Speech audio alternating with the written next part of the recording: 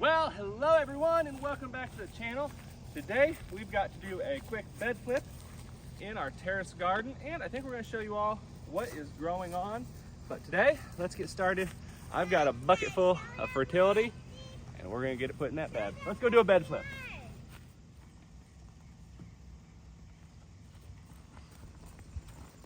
Well, welcome to the garden. If you haven't already been to the channel, I'm Plant-Based Gabriel and we're here on our 3-terrace garden here in beautiful Tennessee. I am going to take this bed to one I'm flipping. Why don't you follow along?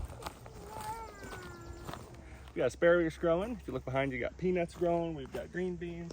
We've got okra here. Here's one of the most enjoyable parts of our garden is our cattle panel trellises. We've got cucumbers growing. And here, Dr. Miller, if you sneak in here, we've even got some spaghetti squash that's looking really good. Squash and collard greens. And hey, who put a playground in my garden? Me.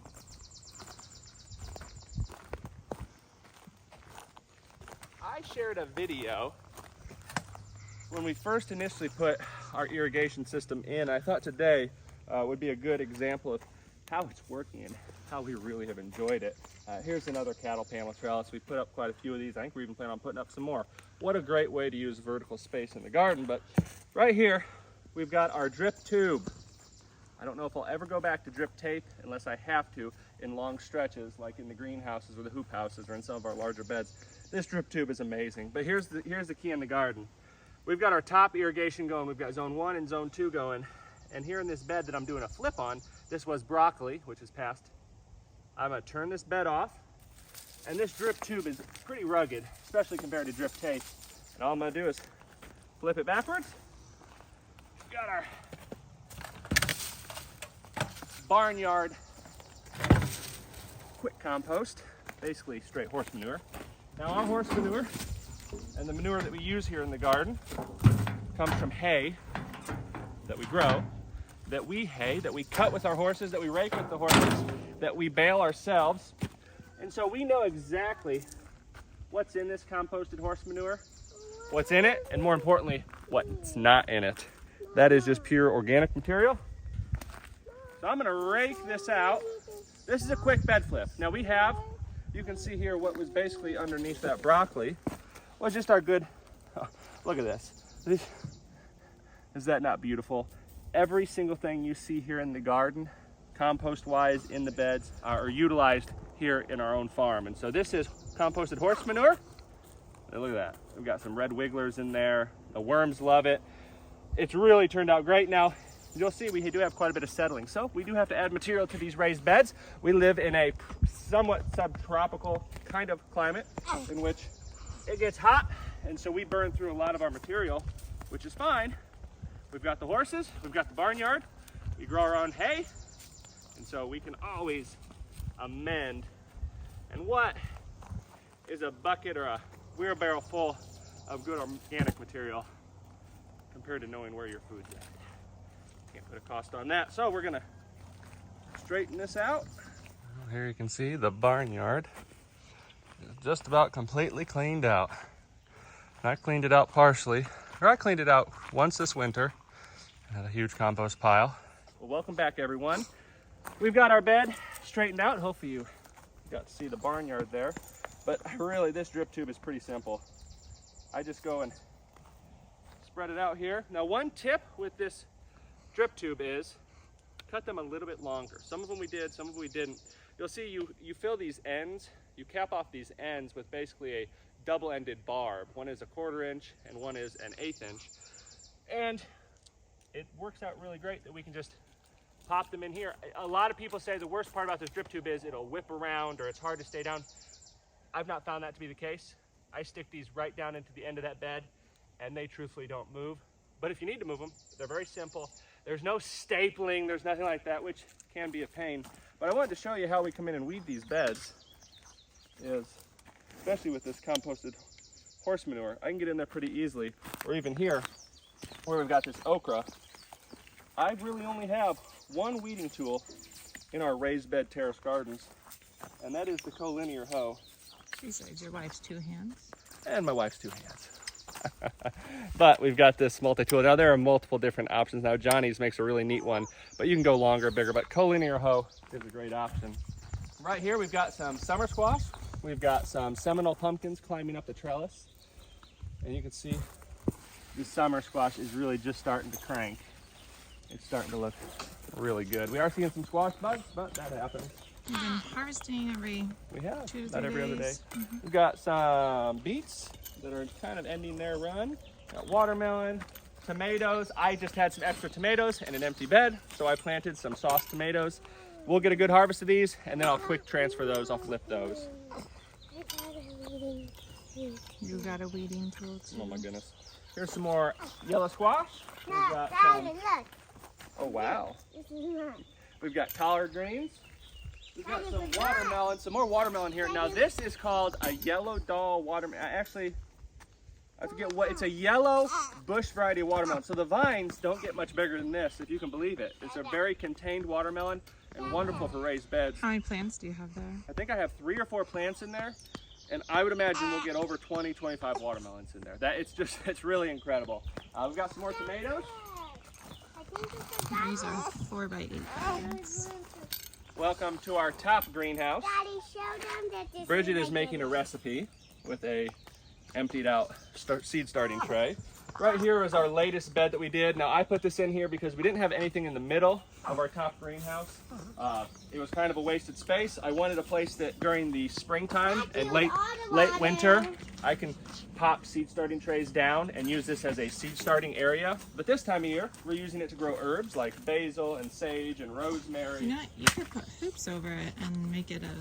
Correct. You could also do that, and for especially seedlings. Like double- I plan on in the wintertime this be a great bed for lettuce because it can something that we can double cover it so we don't lose our lettuce in a hard freeze.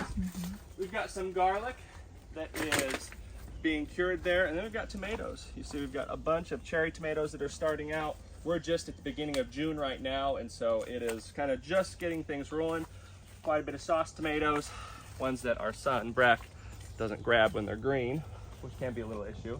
But let's go down to that second terrace real quick and show you everything else that's going on. That's what we grew this winter, isn't it? Mm-hmm. She's a hungry dad, so. Like that, we're down here in our second 50-foot long hoop house. Mommy, look at this. Daddy, look. You'll see those peppers? Mommy, look. In here we've got tomatoes. What I was seeing. Oh yeah, we've got some big sweet peppers. We've got sweet peppers on this side of the hoop house, and we've got spicy things like jalapenos. Come here, Dr. Miller, I'll show you. We've got jalapenos, pepperoncinis.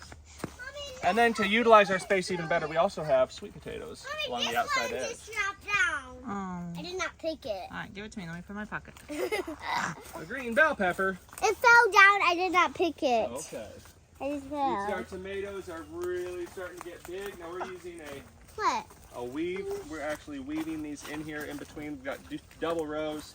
Here's our jalapenos. You can see here they're just now starting to really fill out. We're gonna have our first harvest of jalapenos before we know it. Here are actually Bridget's favorites and my favorites in the back. So Mine? we've got some ground cherries here, which if you haven't tried ground cherries, we really like I see one, Bridget. we really like the pineapple ground cherries. Aunt Molly's ground cherries, and there's different types of ground cherries, but the pineapple one is our favorite, the sweetest, the most prolific. It is delicious. And we've got our horses in the background. That is where our fertility really happens. We do the haying, we cut the hay with the horses, we rake the hay, we'll bale the hay, and then we feed that to the horses, and the horses offer us some great fertility by way of their manure and urine. And so let's come out of the greenhouse here, Dr. Miller. You can see here again, awesome sweet potatoes, which aren't really going to compete with the peppers. They're going to even compete out some of the weeds, which is kind of a good symbiotic relationship. These sweet peppers are really starting to come on. The tomatoes as well, although we're getting a lot of greenery, which is fine. These are determinate tomatoes, so they're going to really set fruit together, and when they do, it'll really come in heavy. Here is the second terrace. Doesn't it look awesome? You can see behind me here. It is really starting to fill out. The beds have a wonderful amount of fertility. There was baby tree frogs in these beds of green beans actually yesterday that we were looking for the last couple days. But here is what we got. We've got some purple green beans growing. We've got cow peas growing here. Some more green beans. These beds are all the same. These are 4x8 cedar, local cedar raised beds. We've got local wood chips here as well. And each bed is on an individual on-off. These we've got zone 3 and zone 4. They're not currently on. Here we have some tobacco, wonderful horse warmer. We've got some more green beans. You'll see these beds are kind of sparse because they were originally potato beds, white potato beds, but we didn't have very much luck with we had some rotting in those white potatoes, and so we just planted green beans, so we'll get a double harvest there. Here we've got some more tobacco. This is a gold heritage variety of tobacco. Here we've got beds that we just actually flipped over, so these were white potatoes, and now they're sweet potatoes. These were red potatoes, and now they are sweet potatoes, and you can see these are quite a bit further along than the others. And again, these beds, this is really the first spring or summer that we've grown in these beds. They were prepared before last fall. And again, the material in there is really looking great. That's barnyard waste there. The key with a lot of these raised beds, just gotta say, is keeping them moist. What did we pick? Some broccoli? Snack time. One of the things we gotta do is just keep them moist, and so the irrigation is key.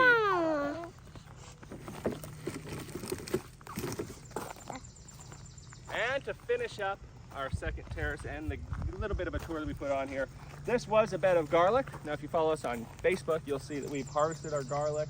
It is curing, as you saw up there in that top greenhouse. And then now we have sweet corn planted, and in here was our onions and elephant garlic, and we have sweet potatoes and comfrey growing. And our comfrey is looking really amazing. We need to start planning to split that. So the next big thing is to do our third terrace, which is currently not under construction, but it probably will be here before we get too far into the summer. We're gonna let that third terrace dry out a little bit, do some earthwork. That's comfrey. But thank you so much for tuning into our video. Thank you for sharing and liking and subscribing to our channel. Again, I'm Plant-Based Gabriel. If you haven't joined our videos or watched our videos before, we post on Facebook, we post here on YouTube, and we post about our family, and we post out here in the garden. And we've got a beautiful family that we love to share. So thank you all for tuning in. Have a blessed day. Bye-bye, everybody.